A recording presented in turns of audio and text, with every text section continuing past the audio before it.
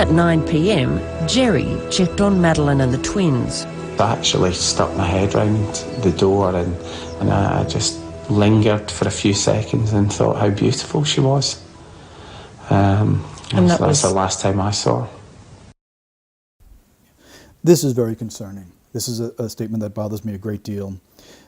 First of all, he begins with the pronoun I, which means psychologically he's putting himself there. This is good. We want him to be there. We want to have reliable information.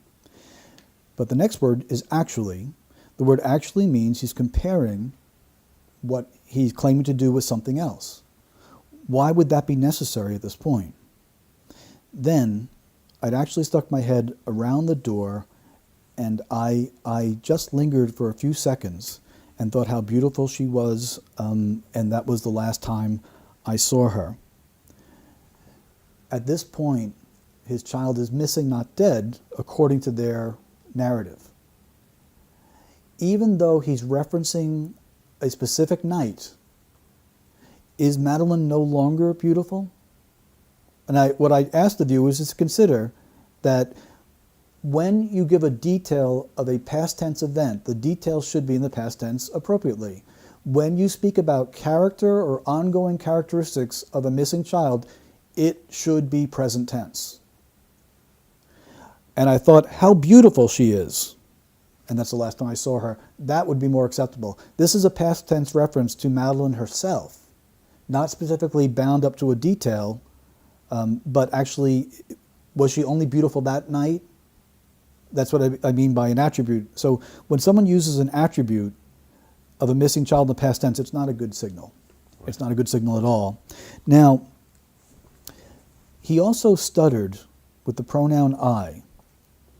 So what we look for is that, does he normally stutter? And he doesn't. He's not a stutterer. The pronoun I is something that we in the English language use millions of times.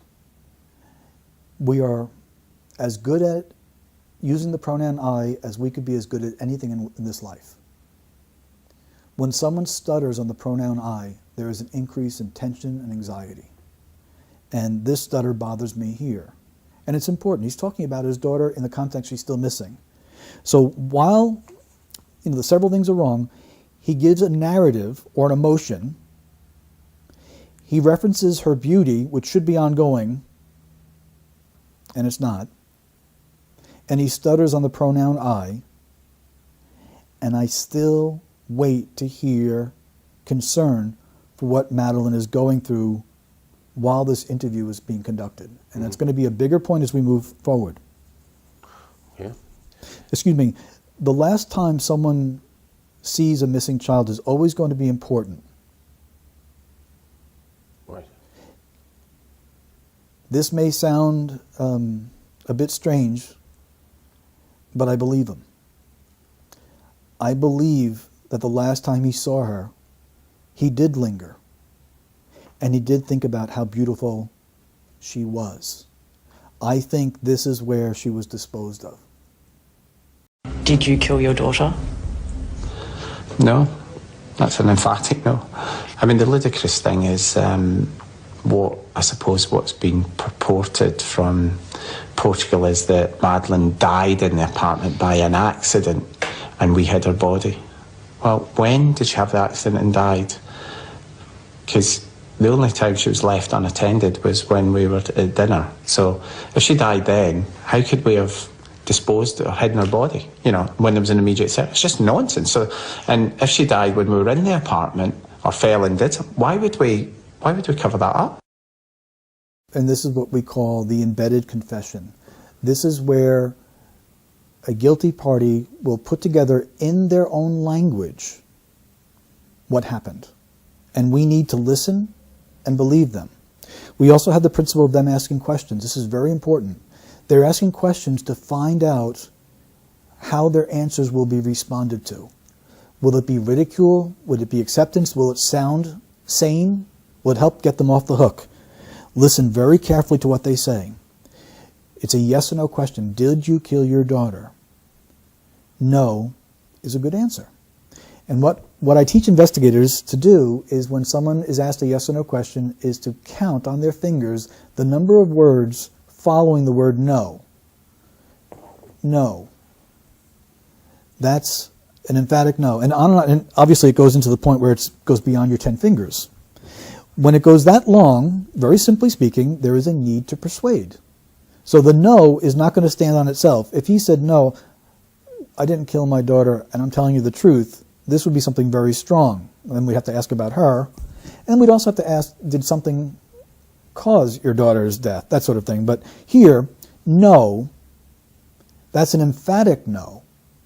The first thing we know about his denial is that his denial, from his perspective, needs some help. It's weak. That's an emphatic no.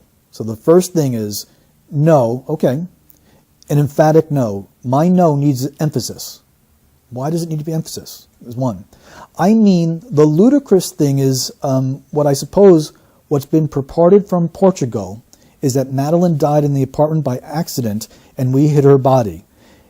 Okay. What he tells us here is Madeline died in the apartment, his words, by an accident, which would support the pronoun we that we heard between mother and child, and we hid her body. I believe him. The reason I say this is an embedded confession is because he is not entering any other language. He's not quoting anyone.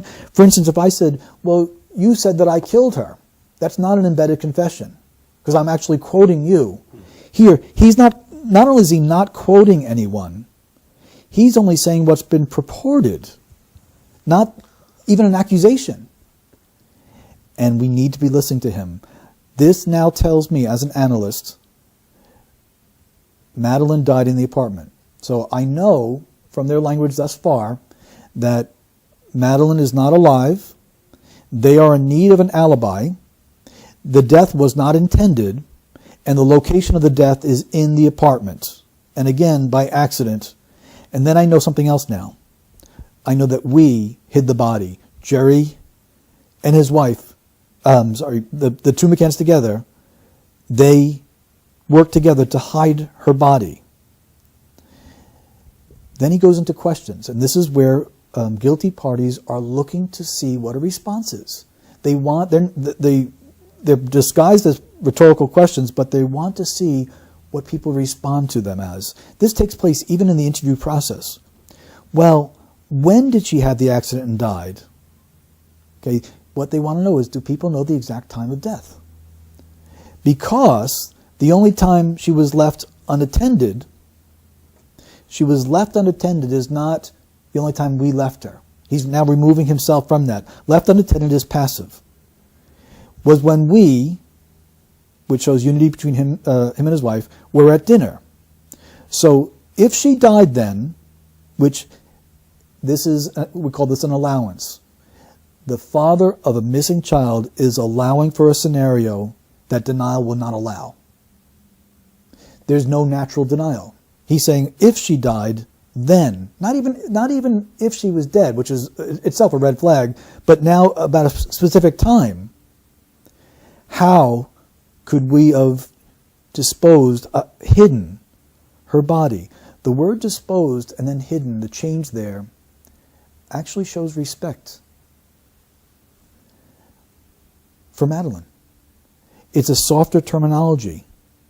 Not dump the body, and he even changes dispose, a self-correction from disposed to hidden. He now tells us that they didn't dispose the body, they actually hid it. This is why, and this confirms the priority. We want there to be light. We want there to be searching. By the way, we also want them to find Madeline. But it's last on my list of priorities. So I now know that Madeline is dead. Madeline died in the apartment. And listen to his questions.